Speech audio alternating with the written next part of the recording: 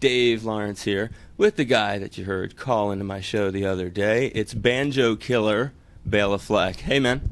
Hey, how's it going? I've killed a lot of banjos in my day, but not recently. Now, I've always heard people who are big fans of you always use that as like a slang expression affectionately to refer to you. Have you heard that referred like right to your face before you called a banjo killer? No. Never have. No, that's new to me, but that's fine. I mean, A lot of your peeps are calling you that. Really? Okay. So give me your impressions of this first trip to Oahu. When we talked on the phone, you had said that you had been to Kauai and Maui and you had not been here. Tell me your impressions right off the bat, what you think.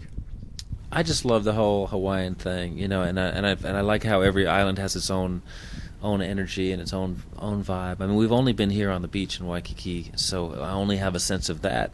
But we went to a great restaurant, Alan Wong's. Oh, right, and you had a good time there. Yeah, that was killer. We enjoyed that, and just being here feels great. And also, I really enjoyed getting to know Jake Shimukuru, a great ukulele player. We've been hanging out and playing a little bit together, and that's really made it a great trip, too.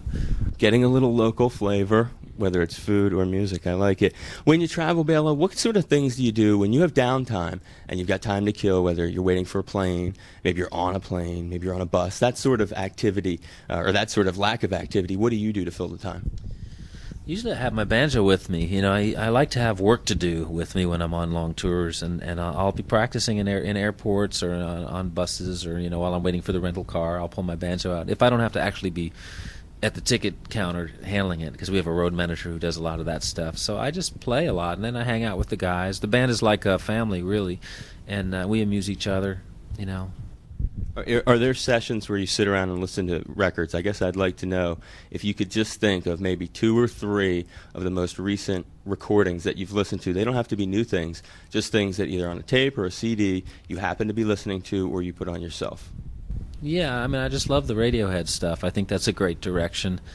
There's a band called Solas, Solas, that does contemporary Irish music, really cool.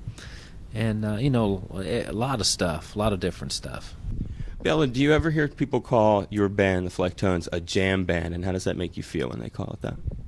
Yeah, sometimes people call us a jam band, and what that means is that we can exist in the jam band community, which is like a whole other world of gigs, of kind of festivals, tours. And so sometimes we are looked at as that, but other times we're looked at as a contemporary jazz group. Like, for instance, we won a Grammy for Best Contemporary Jazz Album last year. So we get to exist in that world, too, the jazz world. And there's also like an extended bluegrass world, what I would call, a modern bluegrass world. And we get to be a part of that scene, too. So my thing is, as many different clubs as we can be a part of, it's great. I mean, we're such a strange group that we can't be looking at, down our nose at anybody. And it's sort of the same thing that leads into my next question. Your fan base is as diverse as the music, I think, because the music maybe attracts a cross-section of folks. Of all the different well-known musicians who are fans of your music, whose interest in you was most a surprise? Most a surprise. Dave Matthews, probably. And Fish. I mean, when those guys, reached out towards us and asked us to come out and play shows with them, it was really unexpected. And but we have so many friends in the music business. I think we're really a musician's band. How about, are there any actresses or actors in the L.A. area when you do shows that end up backstage and they're talking to you and you're like, wow, I can't believe so-and-so is a fan of the band? A little bit. I remember Kevin Nealon from Saturday Night Live liked the band a lot. He's a banjo player. And, things like that. It's just an interesting thing. You're always fascinated by that in the industry. Equally as fascinating, how is it that you gravitated towards the banjo, which has become, the thing that's made you both thought of as the greatest banjo player in the world, but also has really given you your niche? It's just bizarre. I still don't understand it. I grew up in New York City, New York City kid up Upper West Side. And I heard the banjo when I was, 4 or 5. It was the Beverly Hillbillies, and I just fell in love with the banjo. And when I was 18, I moved, maybe I was 20 by the time I moved down south, and I've lived in Tennessee now for over 20 years, because that was where I thought I had to go to play the banjo. But I still don't have an explanation for why I play the banjo. I love it as much as I ever did. It's almost chemical. But people who play instruments, a lot of times they have that moment when they heard it, their instrument for the first time. It's like doors opening up in your mind, and it was like that for me with the banjo from the minute The minute I heard it, it was like a love affair that still continues. A love affair, great terminology for it. A couple more questions, and I'll let you go. Are there any historical figures or icons that you really admire or look up to? Historical figures?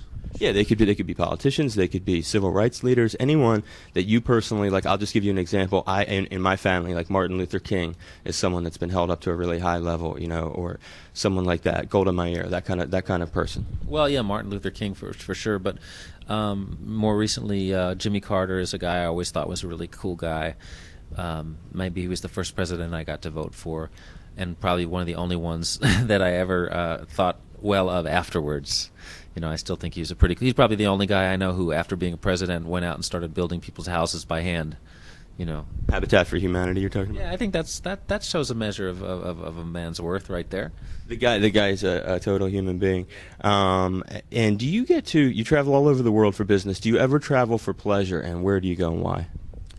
Well, actually, I used to come to Hawaii. I used to come to Maui and Kauai for just vacations way back. In the last 6-7 years. It's been a while since I've been able to do that, but I do like to just chill out sometimes, and this is a great place for it.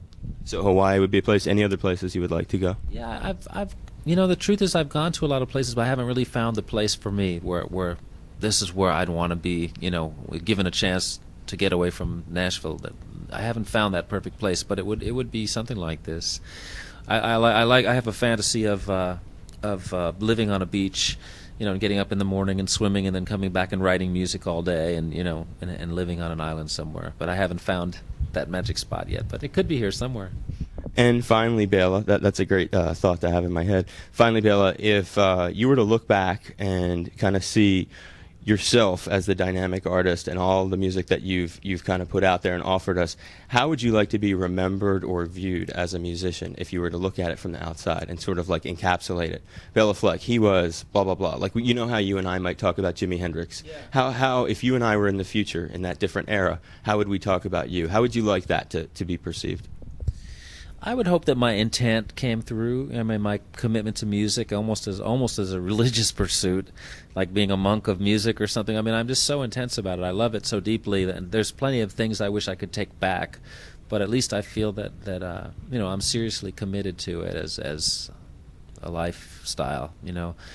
But I think probably as an achievement, I think the greatest achievement that I could say that I have is that the Flecktones are still together after 14 years. That basically one guy left in 92 and the rest of us are still happily together having a great time and working on music and enjoying each other as people and musicians. And I think that as time goes on, I think long relationships become you realize the importance of long relationships when you can hold that, still care about people and still love each other and not have egos get out of control. So I think that's probably the best thing that I've been able to accomplish. Because by staying together, we've been able to achieve a lot of things. But most of all, we just can get to continue this dialogue, musical dialogue we've been having for all these years, and it gets deeper, and it's really, it's a gift. Well, as a fan, I can definitely say it's been a gift to us enjoying the ride. 105.9, the Big Kahuna, Honolulu's only classic rock, gives you a big salute, Bela Fleck. Thank you for taking the time. Thank you. Hi, this is Bela Fleck from Bela Fleck and the Flecktones, and right now you're in good hands with my buddy Dave Lawrence.